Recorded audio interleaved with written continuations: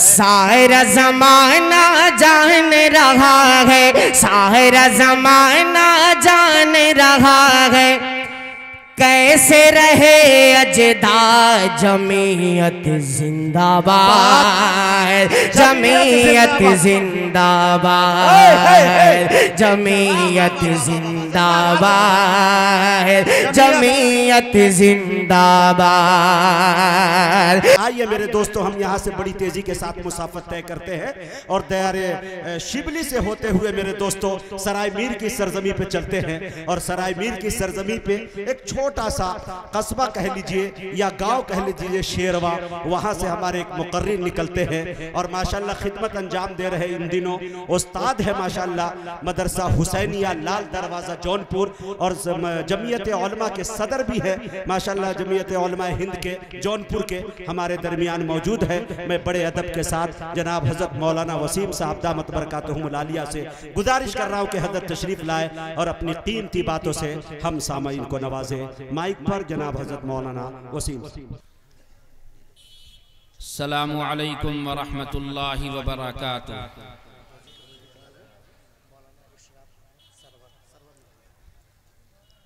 الحمد للہ نحمده ونستعینه ونستغفره ونؤمن به ونتوکل علیہ ونعوذ باللہ من شرور انفسنا ومن سیئات اعمالنا، من يهده الله فلا مضل له ومن يضلله فلا هادي له،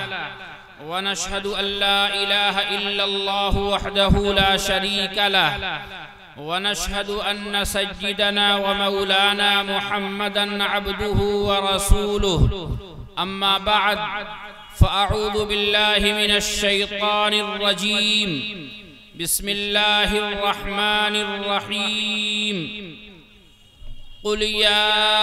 أيها الناس إني رسول الله إليكم جميعا، وقال تبارك وتعالى وما أرسلناك إلا كافة للناس بشيرا ونذيرا، وقال تبارك وتعالى وما أرسلناك إلا رحمة للعالمين، وقال النبي صلى الله عليه وسلم في حديث طويل أرسلت إلى الخلق كافة، أو كما قال النبي صلى الله عليه وسلم، صدق الله مولانا العظيم وصدق رسوله النبي الكريم، ونحن على ذلك لمن الشاهدين والشاكرين۔ اللهم صل على محمد النبي الأمي وعلى آله وسلم تسليما۔ حضور آئے تو سر آفرینش پا گئی دنیا، حضور آئے تو سر آفرینش پا گئی دنیا، اندھیروں سے نکل کر روشنی میں آ گئی دنیا، ستے چہروں سے زنگ اترا بجھے چہروں پہ نور آیا،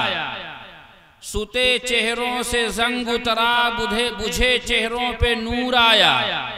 حضور آئے تو انسانوں کو جینے کا شعور آیا۔ قابل قدر حضرات علماء کرام، ملت اسلامیہ کے غیور نوجوانوں، بزرگوں، بھائیوں اور رشتہ اسلام کی پاکیزہ خواتین، ماؤں اور بہنوں، آج کا یہ عظیم الشان اجلاس جن بزرگوں اور نوجوانوں کی قد و کاوش کا نتیجہ ہے اور ان کی رات دن انتھک اور بے تکان محنتوں کا ثمرہ ہے، یقیناً وہ قابل قدر بھی ہیں اور لائق صد احترام بھی ہیں کہ انہوں نے محنتیں کی، دور دراز سے علماء کرام کو دعوت دی، آپ بھی تشریف لائے اور ہم سب مل بیٹھ کر اللہ اور اس کے پیغمبر اور اس کے دین کا تذکرہ کر رہے ہیں، اور ملت کی فلاح و بہبود اور اپنی عظمت رفتہ کو واپس لانے کے لیے شکلیں سوچی جا رہی ہیں۔ اللہ تعالی ان نوجوانوں کی زندگی میں برکت عطا فرمائیں اور آج کے اس اجلاس کو 100% کامیابی سے ہمکنار فرمائیں۔ حاضرین محترم، اللہ کے پیغمبر جناب محمد الرسول اللہ صلی اللہ علیہ وسلم دنیا اور آخرت کی تمام بھلائیاں اور کامیابیاں اللہ کے نبی علیہ السلام دنیا اور آخرت کی تمام فوز و فلاح کا سامان اپنے ساتھ لانے والے ہیں، اور دنیا کے ہر انسان کی طرف قیامت کی صبح تک آنے والے ہر شخص کی طرف، چاہے وہ مرد ہو یا عورت، جناب محمد الرسول اللہ صلی اللہ علیہ وسلم کو اللہ کا نبی اور رسول بنایا گیا ہے۔ چاہے وہ اپنے کو مسلمان کہتا ہو یا مسلمان نہ کہتا ہو، دنیا میں اگر وہ انسانی شکل میں موجود ہے تو نبی اکرم صلی اللہ علیہ وسلم اس کے رسول ہیں، اور وہ شخص اللہ کے حبیب حضرت محمد صلی اللہ علیہ وسلم کی امت ہے۔ جن لوگوں نے اللہ کے نبی کو رسول مانا انہیں امت اجابہ کہتے ہیں، اور جن لوگوں نے آپ کی رسالت کا اقرار نہیں کیا انہیں امت دعوہ کہتے ہیں۔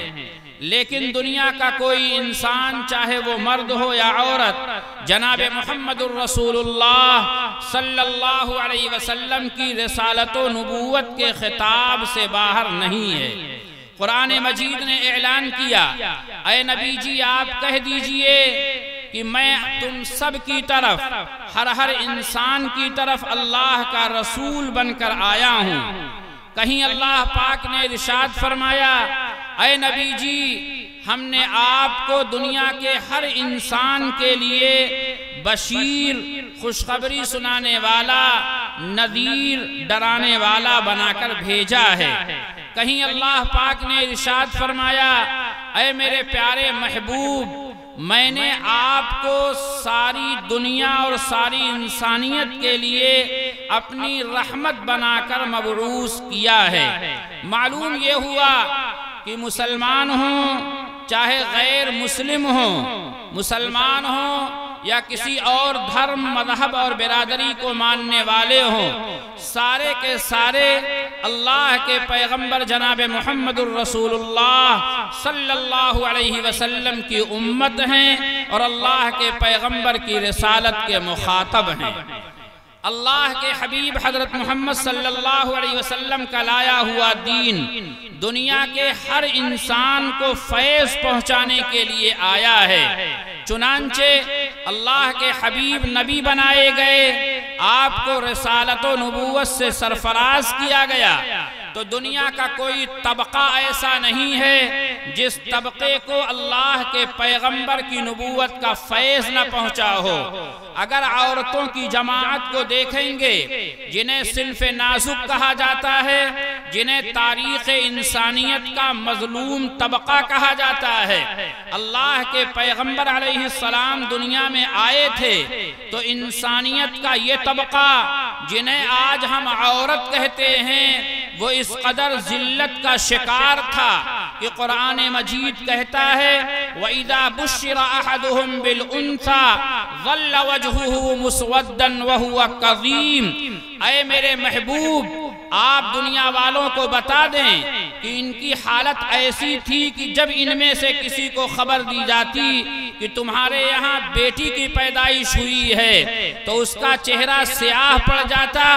اور دل کے اندر وہ گھٹنے لگتا۔ یتوارا من القوم من سوء ما بشر بہ، وہ لوگوں سے چھپتا پھرا کرتا تھا اور یہ سوچتا تھا ایمسکہ علی ہون ام یدسہ فی التراب، اس بیٹی کو ذلت کے ساتھ باقی رکھے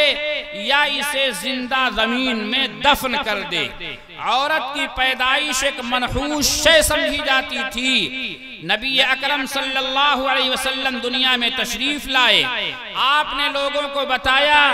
یہ عورت ذلت کا سامان نہیں ہے بلکہ عزت، سرفرازی، اللہ کے دربار میں سربلندی پانے کا ذریعہ ہے۔ چنانچہ اللہ کے حبیب حضرت محمد صلی اللہ علیہ وسلم نے ارشاد فرمایا، من ولدت لہو ابنہ فلم یؤذیہا ولم یہنہا ولم یوسر ولدہ علیہا یعنی الذکورہ ادخلہ اللہ بہا الجنہ۔ جس کے یہاں بیٹی پیدا ہو، باپ بیٹی کو بیٹے سے کمتر نہ جانے، دونوں کے درمیان مساوات اور برابری کا معاملہ کرے، بیٹے کی توہین نہ کرے، تو اللہ بیٹی کی بہترین تربیت، اچھے سلوک کی بنیاد پر باپ کو جنت میں داخل فرمائے گا۔ نتیجہ یہ ہوا کہ آج سماج میں بیٹیاں جنت کا سامان سمجھی جانے لگیں، اور جب گھر میں بیٹی پیدا ہوتی ہے تو اللہ کے حبیب حضرت محمد صلی اللہ علیہ وسلم نے مزاج بنا دیا، لوگ کہتے ہیں گھر میں اللہ کی رحمت آئی۔ یہ فیض پہنچایا جناب محمد الرسول اللہ صلی اللہ علیہ وسلم نے اس صنف نازک کو، جس صنف نازک اور عورت کو شوہر جوئے میں ہار جاتا تھا، جس صنف نازک سے مرد زبردستی زنا کروا کے دولت کماتا تھا اور اسے سماج میں معیوب نہیں سمجھا جاتا تھا، ان سارے مضامین کو قرآن مجید نے بیان کیا اور منع فرمایا کہ عورت گوشت پوشت اور احساس رکھنے والی ایک مخلوق ہے، نہ اس سے زبردستی شادی کی جائے گی، نہ زبردستی اس کی عزت و آبرو کا سودا کیا جائے گا، بلکہ اللہ کی نگاہ میں عبادات کے اعتبار سے، عزت کے اعتبار سے مردوں کی طرح یہ عورت بھی مقام رکھتی ہے۔ اگر مرد عبادت کرے گا جو ثواب اسے ملے گا، وہی عبادت اگر عورت کرے گی تو وہ ثواب اسے بھی عطا کیا جائے گا۔ دونوں میں کوئی فرق نہیں ہے۔ اللہ کے نبی حضرت محمد صلی اللہ علیہ وسلم نے عورت کے مقام کو بلند کرتے ہوئے ہر سماج کی بیٹی اور ہر سماج کی عورت کی عزت کو بلند کیا۔ چنانچہ اللہ کے حبیب حضرت محمد صلی اللہ علیہ وسلم کی خدمت میں حاتم تائی کی بیٹی صفانہ قید ہو کر آئیں، سر کے بال کھلے ہوئے ہیں۔ نبی اکرم صلی اللہ علیہ وسلم نے نبوت والی چادر صحابہ کو عطا فرمائی اور فرمایا کہ صفانہ کے سر پر ڈال دو۔ لوگوں نے کہا یا رسول اللہ یہ تو مسلمان بیٹی نہیں ہے۔ اللہ کے نبی علیہ السلام نے فرمایا بیٹی کسی بھی قوم کی ہو وہ بیٹی ہوتی ہے، اور اس کی عزت اور اس کا احترام عورت اور بیٹی ہونے کے ناطے کیا جائے گا۔ لہذا نظریہ دیا جناب محمد الرسول اللہ صلی اللہ علیہ وسلم نے، عورت کی عزت اس بنیاد پر کی جائے گی کہ وہ عورت ہے، اس لیے نہیں کہ یہ مسلمان عورت ہے تو عزت کی جائے،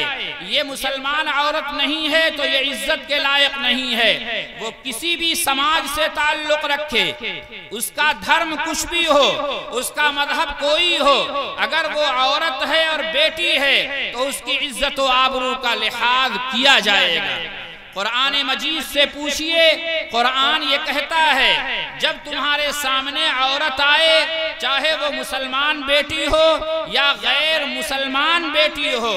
اسلام کو ماننے والی ہو یا اسلام کو نہ مانتی ہو، ہر ایک عورت اگر وہ تمہاری اپنی بیوی نہیں ہے، تمہاری محرمات میں سے نہیں ہے، اور تمہارے لیے اس سے نکاح کرنا کبھی بھی حلال ہو سکتا ہے، تو پھر اس عورت کے اوپر نگاہ مت ڈالو، اپنی نگاہ کو نیچی رکھو۔ قل للمؤمنین یغضوا من ابصارہم ویحفظوا فروجہم۔ قرآن کا یہ اعلان مسلمان کے لیے،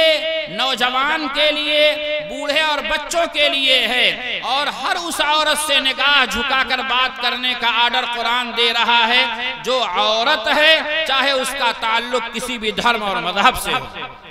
اسی طرح آپ اندازہ لگائیں، اللہ کے پیغمبر حضرت محمد صلی اللہ علیہ وسلم نے انسانیت کے اوپر رحم فرمایا. غریب اس کی کوئی ویلو اور وقار نہیں تھا.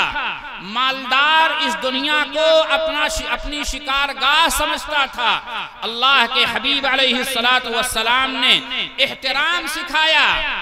اور فرمایا بڑوں کا احترام کرنا ضروری ہے. یہ بڑا مسلمان بھی ہے, یہ بڑا غیر مسلمان بھی ہے. پیارے آقا علیہ السلام بیٹھے ہوئے ہیں, صحابہ ساتھ میں ہیں, ایک جنازہ آ رہا ہے. اللہ کے حبیب علیہ السلام کھڑے ہو گئے. صحابہ کرام رضوان اللہ علیہم اجمعین نے کہا یا رسول اللہ یہ جنازہ تو مسلمان کا نہیں ہے, ایک یہودی کا ہے جو اسلام مذہب کو اپنا مذہب و دھرم نہیں مانتا. اللہ کے حبیب علیہ السلام نے فرمایا تو کیا ہوا, انسان کا تو جنازہ ہے. لہذا اللہ کے حبیب حضرت محمد صلی اللہ علیہ وسلم نے انسانیت کی بنیاد پر ایک دوسرے کے احترام کی تعلیم عطا فرمائی. اللہ کے حبیب علیہ السلام نے یہ نہیں بتایا کہ یہ مسلمان ہے تو احترام کے قابل ہے, یہ مسلمان نہیں ہے تو احترام نہیں کیا جائے گا, بلکہ اللہ کا پوتر قرآن یہ کہتا ہے وَاعْبُدُوا اللَّهَ وَلَا تُشْرِكُوا بِهِ شَيْئًا وَبِالْوَالِدَيْنِ إِحْسَانًا وَبِذِي الْقُرْبَى وَالْيَتَامَى وَالْمَسَاكِينِ وَالْجَارِ ذِي الْقُرْبَى وَالْجَارِ الْجُنُبِ وَالصَّاحِبِ بِالْجَنبِ. یہ کہہ کر جہاں ایک اللہ کی عبادت کا آرڈر دیا, ماں باپ کے ساتھ اچھے سلوک کے برتاؤ کا حکم دیا, اپنے رشتہ دار یتیم کے ساتھ اچھے برتاؤ کا آرڈر دیا, وہیں قرآن یہ کہتا ہے تمہارے پڑوس میں بسنے والا مسلمان ہے, تمہارے پڑوس میں بسنے والا کوئی سنگھ برادری کا ہے, کوئی یادو ہے, کوئی ہریجن ہے, کوئی جینی ہے, کوئی بدھسٹ ہے, اگر وہ تمہارا پڑوسی ہے وَبِالْجَارِ ذِي الْقُرْبَى وَالْجَارِ الْجُنُبِ, مسلمان پڑوسی کے ساتھ بھی اچھا برتاؤ کرنا ہے, غیر مسلمان پڑوسی کے ساتھ بھی اچھا برتاؤ کرنا ہے. یہی مزاج جو اللہ کے نبی علیہ السلام نے, جو اسلام نے, جو پوتر قرآن ایشوریہ کتاب قرآن نے ہمیں اور آپ کو دیا ہے, یہی مزاج جمعیت علماء کا ہے, یہی مزاج جمعیت علماء کا ہے. جمعیت علماء کی آواز یہ ہے کہ ہمیں اس ہندوستان کے اندر غیر متصادم سیاست کرنی ہے, ہمیں ہنسا اور ظلم کی راہ نہیں اپنانی ہے, ہمیں امن پسندی کے ساتھ دنیا میں زندگی گزارنا ہے. اور یہ جمعیت علماء کے اکابرین ہی کی آواز نہیں, یہ قرآن کی آواز ہے. قرآن کہتا ہے وَفْعَلُوا الْخَيْرَ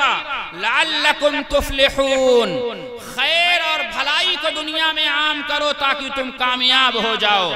آپ علماء سے پوچھئے قرآن کے اس جملے میں صرف خیر اور بھلائی اور احسان کا تعلق مسلمان کے ساتھ نہیں ہے, بلکہ مسلمان ہے اس کے ساتھ بھی بھلائی کرنی ہے, غیر مسلمان ہے اس کے ساتھ بھی بھلائی کرنی ہے. اللہ کہتے ہیں اگر تم بھلائی کا یہ معاملہ اختیار کرو گے, مسلمان کے لیے بھی برستے بادل بنو گے, غیر مسلمان کے لیے بھی برستا ہوا بادل بنو گے, ہر ایک کے دکھ درد کو اپنا دکھ درد سمجھو گے, لعلکم تفلحون, تو تم کامیاب ہو جاؤ گے. معلوم یہ ہوا ایک مسلمان کی شان یہ ہے کہ وہ جس سماج میں رہے, جس معاشرے میں رہے, جس سوسائٹی سے اس کا تعلق ہو, وہاں بسنے والے ہر انسان کے ساتھ, چاہے وہ مسلمان ہو یا غیر مسلم ہو, ہر ایک کے ساتھ اس کا برتاؤ اور اس کا معاملہ عمدہ سے عمدہ ہو. اللہ کے پیغمبر جناب محمد الرسول اللہ صلی اللہ علیہ وسلم یہ صرف مسلمانوں کے نبی نہیں ہیں. میں نے آپ سے ابتدا میں عرض کیا ہے قرآن کا اعلان ہے, اے نبی جی آپ کہیے میں تمام انسانوں آدم کے ہر بیٹے اور بیٹی کی طرف اللہ کا نبی بن کر آیا ہوں. اے اللہ ہمارے یہ آقا حضرت محمد صلی اللہ علیہ وسلم ہیں، ان کو ماننے والے مسلمان کہلاتے ہیں۔ جو انہیں اللہ کا نبی نہیں مانتے وہ آپ کو قرآن جواب دے گا، اللہ رب العالمین ہے، تمہارا معاملہ تمہارا عہدہ اخرجت للناس ہے، میرا محبوب رحمت للعالمین ہے۔ کوئی مانتا ہے اس کے بھی یہ رسول ہیں، کوئی نہیں مانتا اس کے بھی یہ رسول ہیں۔ لہذا دنیا کے کسی انسان سے مسلمان نفرت کرے ایسا ہو نہیں سکتا۔ کیوں؟ اللہ کے حبیب علیہ السلام کی تعلیمات، آپ کے سندیش اور پیغام دنیا کے پاس نہیں تھے تو دنیا طبقاتی کشمکش میں مبتلا تھی، کالے گورے کی جنگ چل رہی تھی، جغرافیائی حد بندیوں کی بنیاد پر کوئی اونچا تھا کوئی نیچا تھا، لیکن اللہ کے نبی علیہ السلام دنیا میں آئے، کوئی یمن سے آیا، کوئی حبشہ سے آیا، کوئی عرب کا رہنے والا ہے، کوئی ایران سے آیا، لیکن اللہ کے پیغمبر کی خدمت میں آنے والے ہر ایک کی حیثیت برابر ہوئی، اور کہنے والے نے کہا بندو صاحب و محتاج و غنی ایک ہوئے، بندو صاحب و محتاج و غنی ایک ہوئے، تیرے دربار میں پہنچے تو سبھی ایک ہوئے۔ کوئی بھید بھاؤ نہیں ہے، کوئی ٹکراؤ نہیں ہے، کالے کو گورے پر، گورے کو کالے پر، عربی کو عجمی پر، عجمی کو عربی پر کوئی فضیلت نہیں ہے، بلکہ اللہ کے نبی علیہ السلام نے حسن سلوک، کسی کے کام آنے اور کسی کے دکھ درد بانٹنے کی جب تلقین فرمائی تو یہ نہیں فرمایا کہ مسلمان ہونے کے ناطے تمہیں کسی کی ہمدردی کرنا ہے، بلکہ اللہ کے نبی علیہ السلام نے جب اپنی نگاہ نبوت مظلوم اور غریب اور پسماندہ طبقات کی طرف ڈالی، پریشان حال لوگوں کو دیکھا، تو اللہ کے نبی علیہ السلام نے فرمایا الساعی علی الارملۃ والمساکین کقائم اللیل وصائم النہار، رات بھر عبادت کرنے والا، نمازیں پڑھنے والا، دن دن بھر نفلی روزے رکھنے والا، یہ ثواب کے جس درجے کو پائے گا، جو پن کا کام اس کا مانا جائے گا، اور اللہ کے جناب میں اور اللہ کے دربار میں اس کا جو مرتبہ بنے گا، رات بھر نمازیں پڑھ رہا ہے، دن بھر نفلی روزے رکھ رہا ہے، اس سے افضل ثواب اور اس سے بڑھا ہوا بدلہ اور اس سے کہیں آگے انعام اس شخص کو ملے گا جو بیوہ عورت کا چولہا جلانے اور مسکین اور غریب کی پریشانی دور کرنے کے لیے محنت کرتا ہے۔ اب آپ علماء سے پوچھئے کیا الساعی علی الارملہ کے اندر، کیا بیوہ عورت کے اندر صرف مسلمان عورت ہے؟ نہیں، بالکل نہیں۔ آپ عربی کے اس جملے پر غور کریں، قرآن مجید کے اس پیغام پر غور کریں، اللہ کے نبی علیہ السلام کے اس فرمان کو پڑھیں تو آپ کہیں گے آپ کے سماج میں ہندو برادری کی کوئی بیوہ عورت ہے، اس کے گھر کا چولہا سونا ہے، آج اس کے چولہے سے دھواں نہیں اٹھ رہا ہے، اس کے یتیم بچے بھوک سے تڑپ رہے ہیں، فرمان آئے گا گنبد خضرا سے جناب محمد الرسول اللہ صلی اللہ علیہ وسلم کا یہ مبارک اعلان آئے گا، اے مسلمان قوم سے تعلق رکھنے والوں، اگر اس بیوہ عورت کا جو ہندو برادری سے تعلق رکھتی ہے، جو یادو برادری سے تعلق رکھتی ہے، جو مسلمان نہیں ہے، تم محنت کرو گے، اپنے جیب سے اس کا چولہا جلاؤ گے یا لوگوں سے چندے کر کے کسی یتیم بچے کے سر پر چھت ڈال دو گے، اس کے جسم پر کپڑا ڈال دو گے، اس کی پڑھائی کا انتظام کر دو گے یا اس کا مستقبل اور فیوچر سنوارنے کے لیے تم اس کے لیے کچھ انتظام کرو گے، تو رات بھر نمازیں پڑھنے والے اور دن بھر روزہ رکھنے والے جیسا تمہیں ثواب عطا کیا جائے۔ آپ حدیث مبارکہ اٹھائیے، آپ شریعت اٹھائیے، میرے بھائیوں اور بزرگوں، میں پورے دعوے اور یقین کے ساتھ یہ بات کہتا ہوں، خدائے پاک کی قسم، اسلام کو ترقی دو گے جتنا ہمارے اندر اسلام داخل ہوگا، ہم اس سماج اور اس ملک کے لیے اور پوری سوسائٹی اور اس ملک کی ہر برادری کے لیے خدا کی قسم آنکھوں کا تارا بن جائیں گے اور وہ ہمارا قدم دھو کر پینے کو تیار ہو جائیں گے۔ کیوں؟ اسلام یہ سکھاتا ہے اگر اللہ نے تمہیں کاروبار دیا ہے، تم تاجر ہو، تو ایک مسلمان کی تجارت یہ ہے کہ وہ کاروبار میں دھوکہ نہ دے۔ اس کو یہ بات سمجھائی گئی ہے، تم سیمپل کچھ دکھاؤ اور مال پیک کچھ کرو، یاد رکھنا یہ مسلمان کا کام نہیں ہے۔ تم معاملہ کرتے ہوئے یہ کہو سیب 80 روپیہ کلو ہے، 80 روپیہ لو اور 900 گرام تول کر دے دو، یہ مسلمان کا کام نہیں ہے۔ اس کا مطلب یہ ہے کہ تمہارے اندر اسلام ابھی نہیں ہے۔ پکا مسلمان ہوگا تو وہ سچا تاجر ہوگا۔ آج دل پہ ہاتھ رکھ کر بتائیں، ہم میں سے کون نہیں ہے جو یہ چاہتا ہے کہ میں پھل لینے جاؤں تو میرے ساتھ دھوکہ نہ ہو؟ کون نہیں چاہتا؟ کون چاہتا ہے کہ میرے ساتھ دھوکہ کیا جائے؟ ہم میں سے کوئی نہیں چاہتا۔ لہذا پکا مسلمان وہ ہے جو جس سماج میں رہتا ہے، اگر تاجر ہے تو صداقت و سچائی اس کی پہچان ہے، دھوکہ نہ دینا، وعدہ وفا کرنا اس کے مزاج کا حصہ ہے۔ فرمایا جناب محمد الرسول اللہ صلی اللہ علیہ وسلم نے، منافق کی علامت یہ ہے، مسلمان نہ ہونے کی علامت یہ ہے کہ جب بات کرتا ہے تو جھوٹ بولتا ہے، اور جب وعدہ کرتا ہے تو وعدہ خلافی کرتا ہے، جب امانت رکھوائی جاتی ہے تو خیانت کرتا ہے، اور جب لڑائی جھگڑا ہو جاتا ہے تو گالی گلوچ دینے لگتا ہے۔ یہ اس شخص کی علامت ہے جو منافق ہے اور مسلمان نہیں ہے۔ اب اگر کسی کے سامنے اللہ کے پیغمبر حبیب خدا جناب محمد الرسول اللہ صلی اللہ علیہ وسلم کا یہ پیغام ہوگا اور وہ یہ چاہے گا کہ میں پکا مسلمان بن کر دنیا میں رہوں، تو یقیناً وہ جھوٹ نہیں بولے گا۔ وہ کہے گا صاحب سامان لے جا رہا ہوں، 3 دن کے بعد پیسہ واپس کر دوں گا اور پیمنٹ کر دوں گا، تو 3 سال نہیں ہوگا، 3 دن گزرنے سے پہلے ایک مسلمان کی شان یہ ہے کہ وہ واپس آئے گا اور پیمنٹ کرے گا۔ آج صورتحال کیا ہے؟ کہنے کو تو مسلمان ہے، قرضہ 3000 لیا تھا 3 دن کے وعدے پر، 3 مہینہ اور 3 سال گزر گیا، قرضہ واپس نہیں کر رہا ہے۔ یہ خود مسلمان ہونے کے دعوے دار شخص کا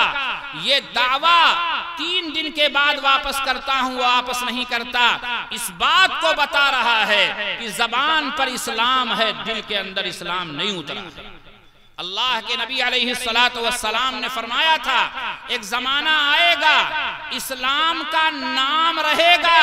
مگر اسلام کی حقیقت اندر سے نکل جائے گی، قرآن کے نقوش رہیں گے مگر قرآن مجید کی ہدایات دلوں سے نکل جائے گی، زندگیوں میں اور عملی زندگی میں قرآن باقی نہیں رہے گا۔ آپ اس زمانے کا واقعہ اٹھائیں جب اللہ کے نبی علیہ السلام، ان کے صحابہ اور بعد کے دور میں مسلمان قرآن پر عمل کرنے والے تھے، قرآن پر ان کا عمل تھا، قرآن ان کی زندگیوں میں تھا، پیغمبر خدا علیہ السلام کی سیرت مبارکہ ان کی زندگیوں میں تھی، تو نتیجہ کیا ہوتا تھا؟ اللہ اکبر!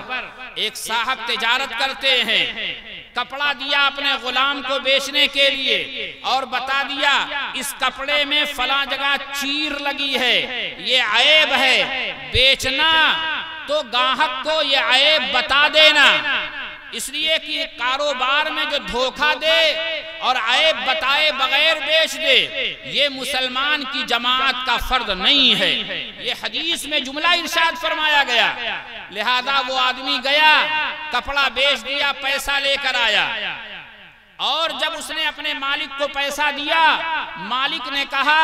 کپڑے کا عیب تم نے گاہک کو بتایا تھا یا نہیں؟ تو اس نے کہا نہ، میں بھول گیا۔ فوراً واپس گئے،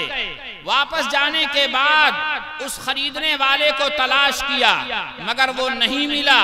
تو پورا کا پورا جو درہم اس کپڑے کا تھا وہ دریائے دجلہ کے کنارے پھینک آئے اور کہنے لگے جس پیسے کے اندر حرام اور غلط ملاوٹ ہو گئی ہے وہ پیسہ نہ میں اپنی اولاد کے لیے پسند کرتا ہوں نہ اپنے لیے پسند کرتا ہوں، دریائے دجلہ کے کنارے پھینک دیا۔ اب وہاں کے رہنے والے علماء کو معلوم ہوا تو بعض لوگوں نے 3-4 سال تک دریائے دجلہ کی مچھلیاں کھانا چھوڑ دیا، ہو سکتا ہے کہ کوئی درہم کسی مچھلی نے نگل لیا، مچھلیاں کھانا چھوڑ دیا۔ میرے بھائیوں اور بزرگوں، یہ تھا تقوی اور یہ تھا احتیاط۔ جب اس احتیاط کے ساتھ ہم زندگی گزاریں گے کہ ہمارا وجود کسی پر بار نہیں ہوگا، ہمارے ذریعے سے کسی کی عزت و آبرو کو خطرہ نہیں ہوگا، ہماری وجہ سے کوئی اپنے گھر پر اپنی جان پر خطرہ محسوس نہیں کرے گا، تو آپ دل پر ہاتھ رکھ کر بتائیں دنیا ہم سے اور آپ سے محبت کرنے پر مجبور ہوگی یا نہیں ہوگی؟ آج دنیا نفرت کیوں کر رہی ہے؟ آج ہم سے دور کیوں بھاگ رہی ہے؟ اس کی وجہ یہ ہے کہ ایک سندر اور خوبصورت سندیش، ایک خوبصورت پیغام ہمارے اور آپ کے پاس موجود تھا، نہ ہم نے اس کو اپنایا اور نہ دنیا والوں کے سامنے اسے پیش کیا، نتیجہ یہ ہوا کہ دنیا آج ہماری دشمن بن گئی۔ لہذا اللہ کے حبیب حضرت محمد صلی اللہ علیہ وسلم کے فرمان کی طرف واپس آئیں اور زندگی اس طرح گزاریں کہ میری زندگی اور میری زندگی کے فائدے صرف مسلمان کے لیے نہیں بلکہ دنیا میں بسنے والے ہر انسان کو ملنا چاہیے۔ اللہ کے حبیب حضرت محمد صلی اللہ علیہ وسلم نے ایک حدیث میں فرمایا تھا وَأَحِبَّ لِلنَّاسِ مَا تُحِبُّ لِنَفْسِ تکن مؤمنا۔ یہ صحابہ کے مجمع کو خطاب کر کے حضرت ابو ہریرہ کا ہاتھ پکڑ کر اللہ کے نبی نے کہا تھا اے ابو ہریرہ تمہیں یہ بات بھی یاد رکھنی ہے، صحابہ کو بھی یاد رکھنا ہے اور قیامت تک آنے والے لوگوں کو بتاؤ۔ کیا بتاؤ؟ اگر تم پکے مومن بننا چاہتے ہو تو جو بات اپنے لیے پسند کرتے ہو وہی دنیا کے تمام انسان کے لیے پسند کرو۔ آپ حدیث کے اس جملے میں جائیں وَأَحِبَّ لِلنَّاسِ تمام لوگوں کے لیے، الناس کے لفظ میں صرف ایمان والے نہیں ہیں، صرف مسلمان نہیں ہیں بلکہ اس میں مسلمان بھی ہیں، اس میں یادو بھی ہیں، اس میں ہریجن بھی ہیں، اس میں سنگھ بھی ہیں، گپتا بھی ہیں، ٹھاکر بھی ہیں، اس میں بدھسٹ بھی ہیں، جینی بھی ہیں، یہودی بھی ہیں، نصرانی بھی ہیں، سارے کے سارے موجود ہیں۔ لہذا جب ہم یہ چاہتے ہیں کہ جس مجلس میں میں جاؤں میرا احترام ہو تو ضروری ہے کہ میرے پاس جو آ رہا ہے اس کا احترام کیا جائے۔ میرے گھر آنے والا مہمان مسلمان بھی ہوتا ہے، آپ کے گھر آنے والا مہمان غیر مسلمان بھی ہوتا ہے، وہ آپ کے گھر آ گیا وہ مہمان ہے۔ اللہ کے پیغمبر کا فرمان متوجہ ہو رہا ہے من کان یؤمن باللہ والیوم الآخر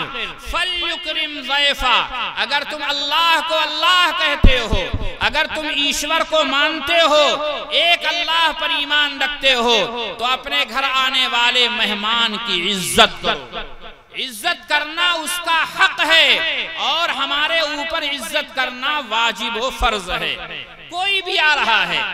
لہذا ایک مسلمان جس سماج میں رہے، جس معاشرے میں رہے، اس سماج اور معاشرے میں سایہ دار درخت بن کر رہے،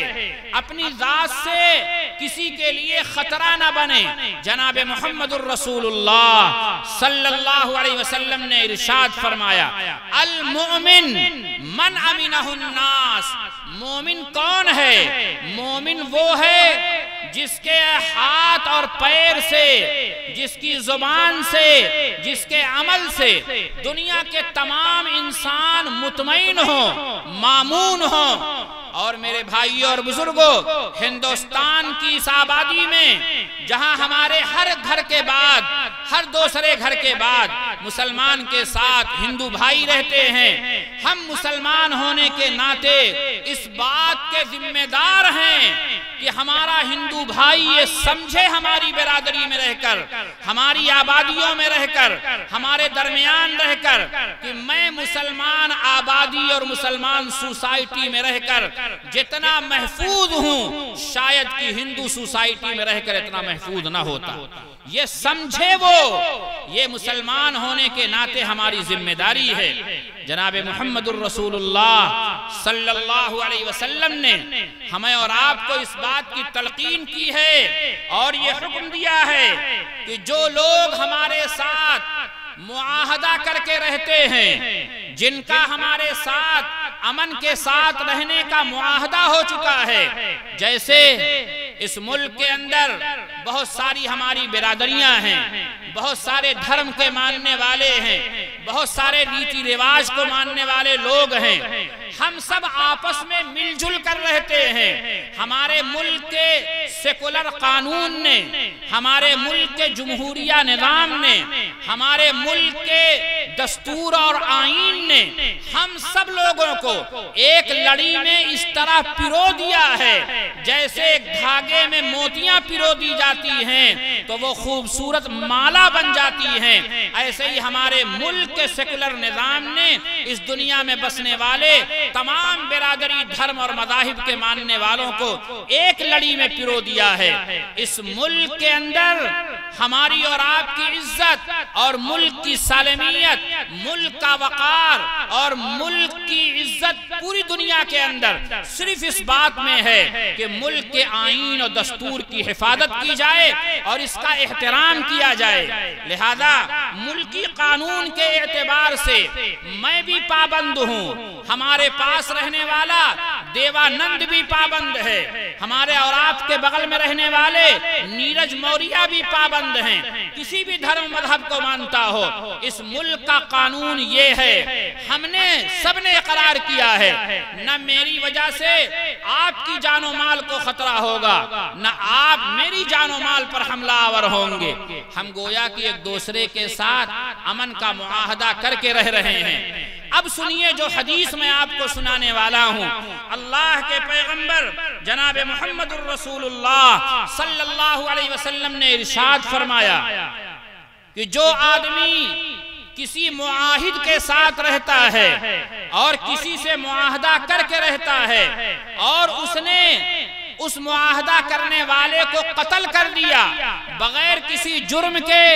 بغیر کسی گناہ کے، ناجائز طریقے سے قتل کر دیا، تو جناب محمد الرسول اللہ صلی اللہ علیہ وسلم نے ارشاد فرمایا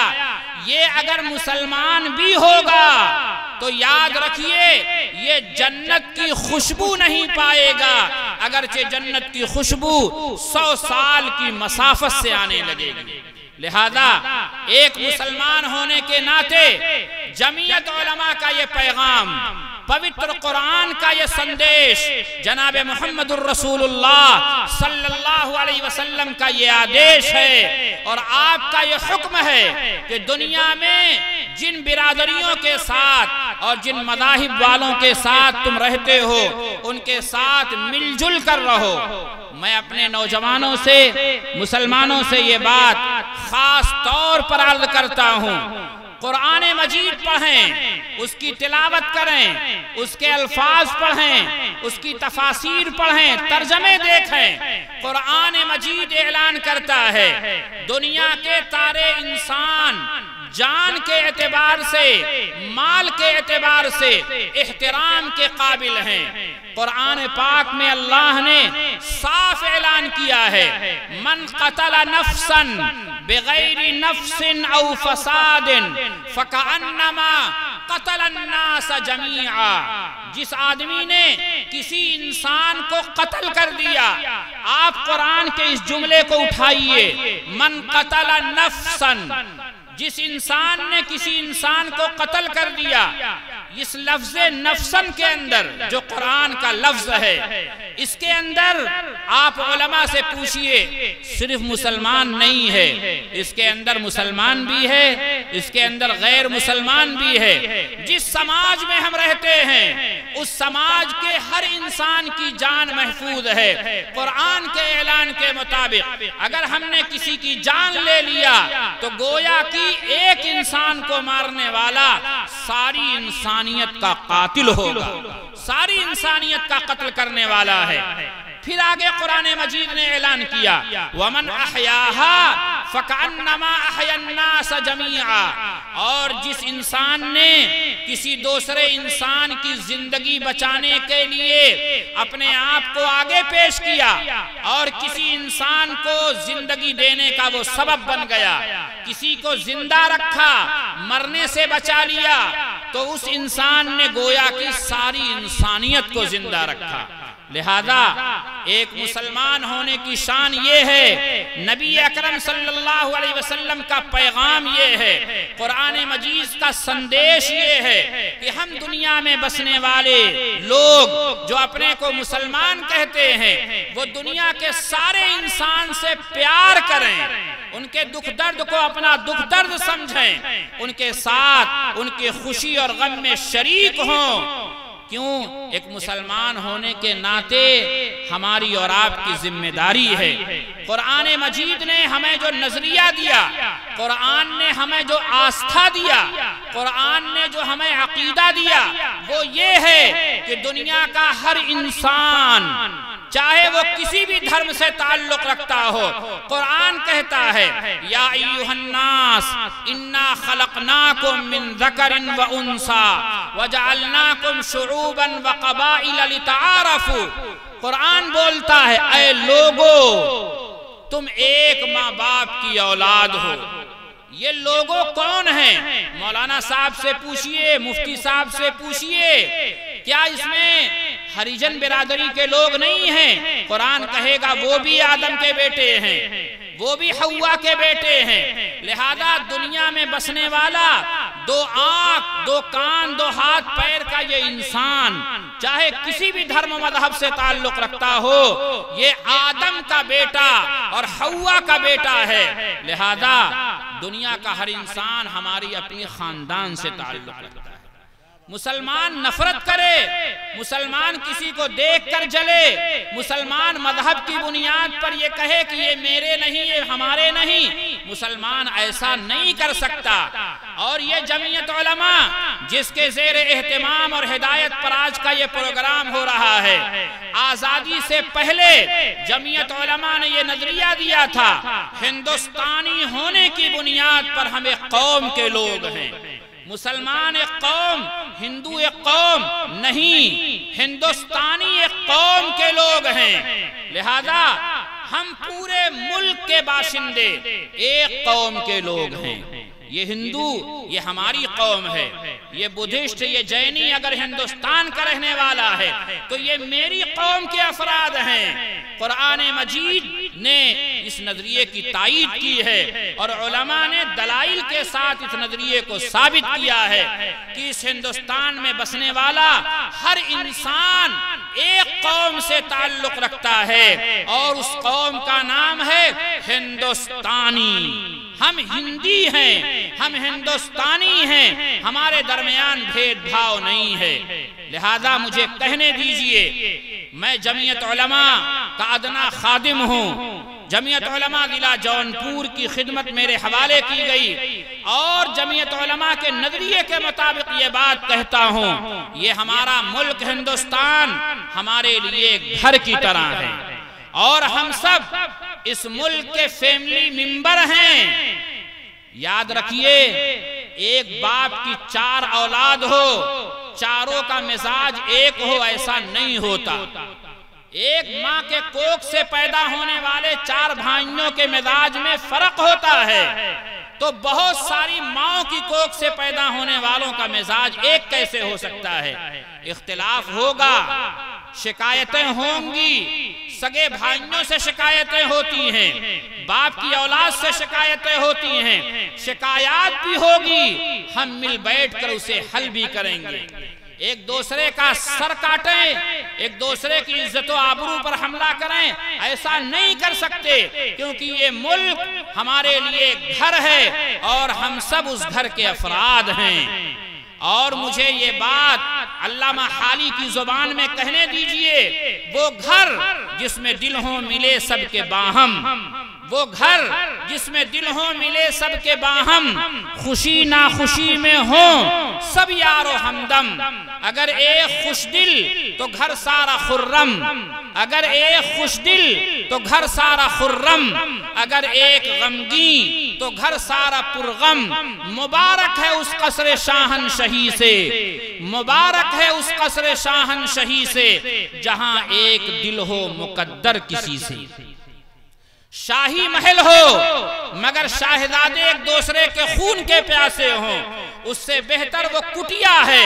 جس میں ایک وقت کا کھانا مشکل سے جمع ہوتا ہو مگر دکھ درد میں ہر آدمی دوسرے کا شریک رہتا ہو۔ کہاں گیا وہ میرا ملک ہندوستان، کہاں کھو گیا میرا وہ بھارت، جہاں ہمارے ہریجن بھائی کے گھر میں شادی ہوتی تھی تو سامان مسلمان کے گھر سے جایا کرتا تھا۔ کہاں وہ گیا سندر موقع اور سندر ماحول، مسلمان کے گھر میں شادی ہو، پورے گاؤں سے جب چارپائی جمع ہو تو مسلمان کے گھر سے بھی آتی تھی اور ہمارے ہندو بھائیوں کے گھر سے بھی آتی تھی۔ مل جل کر ہم رہ رہے تھے،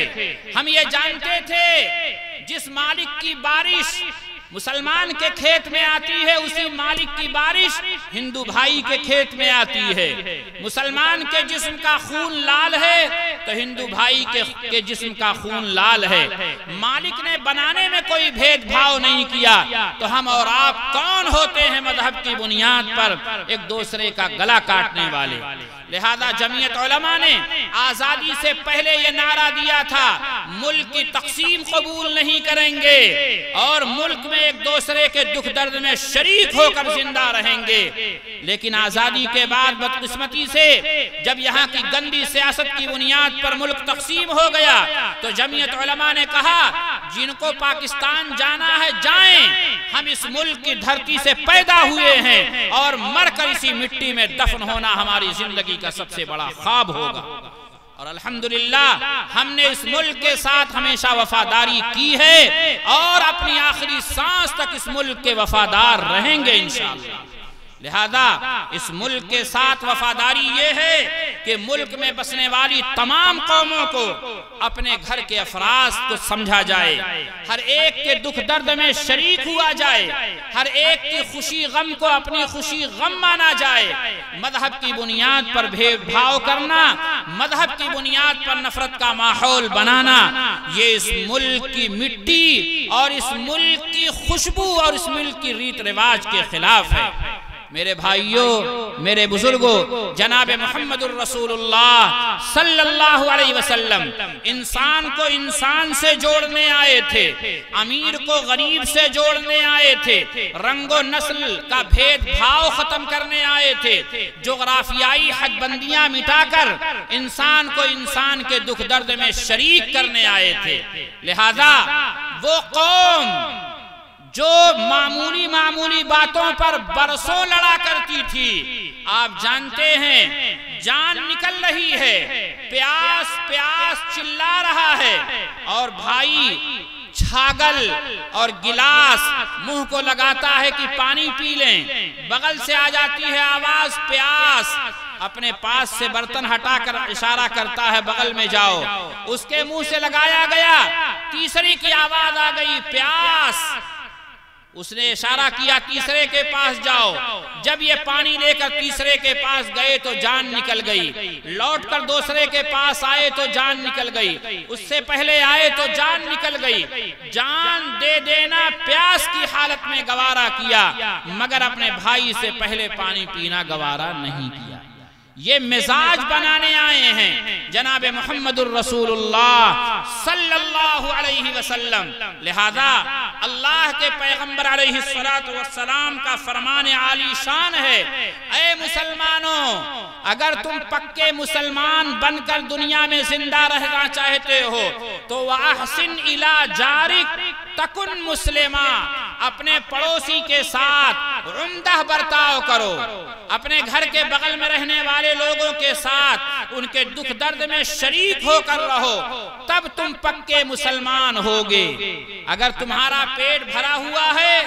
اور بغل والوں کی تمہارے پاس خبر نہیں، یتیم کا پیٹ خالی ہے، بیوہ کے بچے بلبلا رہے ہیں، اس کا چولہا سونا پڑا ہوا ہے، تو یاد رکھنا تمہاری نمازیں تمہارے منہ پہ مار دی جائیں گی، تمہارے قرآن کی تلاوت اللہ کے ہاں اہمیت نہیں اختیار کریں گے۔ اللہ کا تمہیں بندہ بننا ہے تو ضروری ہے کہ جہاں تم نمازوں کے ذریعے اللہ کو خوش کرو، مال کی زکوٰۃ دے کر اللہ کو خوش کرو، رمضان کے روزے رکھ کر اللہ کو خوش کرو، وہیں ضروری ہے کہ بندوں کے ساتھ بھی تمہارے تعلقات اچھے ہونے چاہیے، بندوں کے دکھ درد میں تم شریک ہو کر اپنے مالک کو خوش کرو۔ چنانچہ اللہ کے نبی علیہ السلام نے فرمایا، انسان چھوڑیے، یہ جانور، یہ مخلوق، یہ درندوں پرند اور یہ اڑنے والی چڑیاں اور یہ درخت، یہ ساری کی ساری چیزیں، الخلق عیال اللہ، یہ ساری کی ساری مخلوق یہ اللہ کا کنبہ ہے، یہ ایسے ہیں جیسے اللہ کے گھر کے لوگ ہیں، اور اللہ کو سب سے زیادہ پسندیدہ وہ شخص ہے جو اللہ کی مخلوق کے ساتھ اچھا برتاؤ کرے۔ لہذا آج درخت لگانا ایک اسکیم کے تحت ہمارے ملک میں بھی جاری ہے۔ اللہ کے نبی علیہ السلام نے فرمایا، بابرکت ہے وہ ہاتھ جو درخت لگاتا ہے اور ہرے درخت کو کاٹتا نہیں ہے۔ آپ نے برکت کی دعا دی اور ہرے درختوں کو کاٹنے سے منع فرمایا۔ اللہ کے نبی علیہ السلام نے پرندوں کو پانی پلانے اور ان کی خوراک کا انتظام کرنے کے لیے ہمیں اور آپ کو متوجہ فرمایا، ہمیں اور آپ کو متنبہ فرمایا۔ اللہ کے حبیب کی خدمت عالیہ میں اونٹ شکایت لے کر آتا ہے، آپ مالک کو بلاتے ہیں اور آپ فرماتے ہیں کہ یہ اونٹ مالک تمہاری شکایت کر رہا ہے، تم کام زیادہ لے رہے ہو، خوراک کم دے رہے ہو۔ میرے بھائیوں اور بزرگوں، ہمارے اور آپ کے بہت سارے ہندو بھائی بھی یہاں ہو سکتے ہیں، میں ان سے یہ بات کہوں گا، جو نبی اونٹ پر ہونے والے ظلم کو برداشت نہیں کر سکا، وہ انسانیت پر ہونے والے ظلم کو کیسے برداشت کرے گا؟ وہ ساری انسانیت کے لیے اللہ کی رحمت بن کر آئے ہیں۔ قرآن نے کہا، وَمَا أَرْسَلْنَاكَ إِلَّا رَحْمَةً لِّلْعَالَمِينَ، اے نبی جی ہم نے آپ کو پوری انسانیت کے لیے رحمت بنا کر بھیجا ہے۔ آج ہم نے، آپ نے، سب نے اس پیغمبر کی تعلیمات کو بھلا دیا۔ جو مسلمان اپنے کو نبی اکرم صلی اللہ علیہ وسلم کا امتی کہتے ہیں، غلام کہتے ہیں، انہوں نے بھی اللہ کے نبی علیہ السلام کی لائی ہوئی شریعت کو عملی اعتبار سے زندگیوں سے کھرچ کر پھینک دیا۔ آپ مسجدوں میں دیکھیے نمازیوں کی تعداد، یہ نماز، یہ جہاں اللہ رب العالمین کے سامنے سر جھکانے کا سبق دیتی ہے، وہیں جب بندہ اللہ کے سامنے جھکتا ہے تو اس کی برکت سے پوری انسانیت اور مخلوق کے ساتھ ہمدردی کا جذبہ بھی یہ نماز پیدا کرتی ہے، برائیوں سے یہ پاک بھی کرتی ہے۔ ان الصلاۃ تنہی عن الفحشاء والمنکر، یہ قرآن اعلان کرتا ہے۔ یہ چوری نہیں کرے گا، نماز چوری سے بچا دے گی۔ یہ جھوٹ نہیں بولے گا، نماز جھوٹ سے بچا دے گی۔ یہ کسی کے ساتھ دغا نہیں کرے گا، نماز دغا سے بچا دے گی۔ یہ قاتل نہیں بنے گا، اگر صحیح نماز پڑھتا ہے تو اللہ اور ایشور اور مالک کا وہ خوف دل میں آئے گا کہ وہ کسی کے خون سے ہاتھ رنگین نہیں کرے گا۔ نمازوں کے ذریعے اللہ سے یہ بندہ قریب ہوگا اور اپنے معاملات کے ذریعے یہ بندہ انسانیت کے لیے رحمت بن جائے گا۔ آج ایک مثال میں پیش کرتا ہوں، اللہ کے پیغمبر علیہ السلام دنیا میں جب نبی بن کر نہیں آئے تو دنیا میں زنا عام تھا، بے حیائی عام تھی، لوگ اپنی بیویوں اور اپنی عورتوں سے زبردستی کمائی کروایا کرتے تھے۔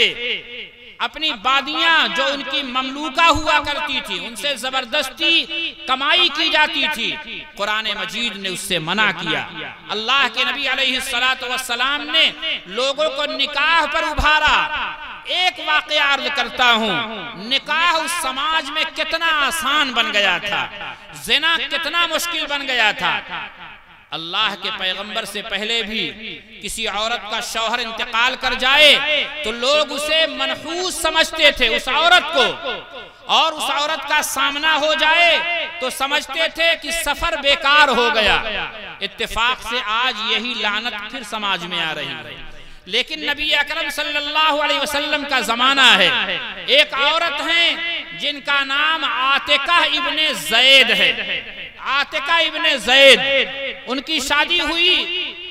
حضرت ابو بکر رضی اللہ تعالیٰ عنہ کے صاحبزادے حضرت عبد الرحمن سے۔ ان کا انتقال ہو گیا، اس کے بعد ان کی شادی ہوئی حضرت زید ابن خطاب حضرت عمر رضی اللہ تعالیٰ عنہ کے بھائی سے، ان کا بھی انتقال ہو گیا۔ پھر ان کی شادی ہوئی حضرت زبیر ابن عوام سے، ان کا بھی انتقال ہو گیا۔ تو پھر ان کی شادی ہوئی حضرت حسن ابن علی رضی اللہ تعالی عنہما سے۔ میرے بھائی اور بزرگوں میں صرف اتنا کہنا چاہتا ہوں، سماج میں جب بیوہ عورت کو ابھاگن نہیں سہاگن بنا کر پیش کر دیا جناب محمد الرسول اللہ صلی اللہ علیہ وسلم نے، اور کوئی بیوہ عورت ایسی نہیں رہی جس کے نکاح میں مسئلہ ہو جائے اس کو سہاگن بنا لینے کو ہر ایک تیار ہو، تو لازماً عورت پھر منحوس نہیں رہے گی، عورت کو دیکھ کر راستے نہیں بدلے گئے۔ اسی طرح اللہ کے نبی علیہ السلام نے زندگی کے ہر شعبے میں اصلاح فرمائی، جھوٹ کو ختم کیا، فراڈ کو ختم کیا، بیٹیاں زندہ دفن کی جاتی ہیں، اللہ کے نبی علیہ السلام نے انہیں عزت دے دیا۔ غلام طبقہ، مجبور لوگوں کو مالدار طبقے کے لوگ شیروں اور درندوں کے آگے ڈال کر اپنی مجلسوں میں شراب کے جام ٹکرا کر پی رہے ہیں، اور شیر ان مظلوم اور غریبوں کو بھبھوڑ رہا ہے، اور اس کا تڑپنا دیکھ کر یہ محفل کا رنگ بڑھا رہے ہیں، محفل کا رنگ دوبالا کر رہے ہیں، عیش و مستی اور نشاط لے رہے ہیں۔ اللہ کے نبی علیہ السلام نے ایک ایک جان کی اہمیت بتائی۔ ایک جان جاتی ہے تو سمجھ لینا پوری انسانیت قتل ہوتی ہے۔ اور پھر نبی اکرم صلی اللہ علیہ وسلم نے انسانیت کو معاف کرنے، ایک دوسرے کے کام آنے کے لیے اس قدر ابھارا، اس قدر اللہ کے نبی نے تاکید فرمائی کہ لوگ معمولی باتوں پر ایک دوسرے کو نوازنے لگے، غلطیاں معاف کرنے لگے۔ قرآن نے اعلان کیا جنت سورگ ان لوگوں کے لیے ہے جو اپنے مال میں سے روزانہ کچھ نہ کچھ غریبوں پر خرچ کرتے ہیں۔ روزانہ 100 روپیہ کمایا، 10 روپیہ دے دیا۔ جن پر خرچ کرتے ہیں اگر وہ غصہ بھی دلاتے ہیں کسی بات پر، جیسا کہ عموماً سماج میں ہوتا ہے، جس پر خرچ کیجئے وہی آپ کی جڑ کاٹتا ہے، تو لوگ کہتے ہیں میں تو بھلائی کرتا ہوں مگر وہ برائی کرتا ہے۔ قرآن کہتا ہے اگر وہ غصہ بھی دلائے تو غصہ پی جاتے ہیں، معاف کر دیتے ہیں، احسان کا معاملہ کرتے ہیں۔ لہذا قرآن مجید کا مزاج کیا بنا؟ اگر سورگ چاہیے، اگر ایشور کی طرف سے تمہیں انعام چاہیے، اللہ کی طرف سے اگر ہمیں اور آپ کو انعامات اور بلندیاں چاہیے، تو ہم انسانیت کے لیے اس طرح بن جائیں کہ میری جان میں بھی ان کا حق ہے اور میرے مال میں بھی ان کا حق ہے۔ زکوٰۃ اور صدقات اپنی جگہ، لیکن جو کچھ کمایا جا رہا ہے روزانہ اللہ کے نام پر غریبوں پر خرچ ہو۔ جو آدمی غصہ دلائے معاف کر دیں، صلح کر لیں۔ اللہ کے نبی علیہ السلام نے فرمایا تھا،